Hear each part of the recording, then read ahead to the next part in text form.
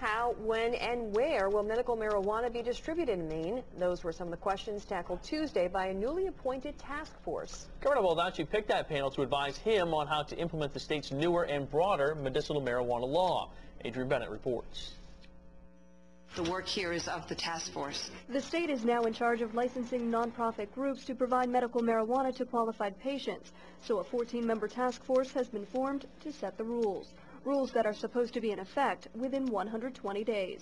This time period is unrealistic. Task force member and Attorney General Janet Mills says her biggest concern is to avoid letting the law become a breeding ground for litigation. I sure wouldn't want my dentist working on my teeth or my electrician working on my house while under the influence of marijuana, whether it was for a medical purpose or not.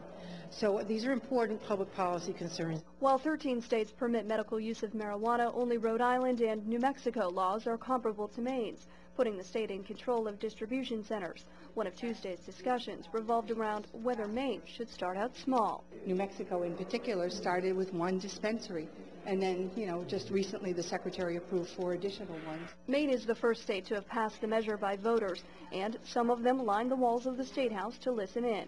Jonathan Levitt heads up the Maine Marijuana Policy Initiative. Based on the response we've gotten over the last couple of weeks, there are a lot of people in the state who plan on utilizing this medicine and using it effectively to deal with the conditions that they try to live with. What we need to figure out is to what degree we will need resources, and then look at the fees that will support this, because one of the things that's in the law is that this will be supported by fees. The task force is expected to make its recommendations by December 31st.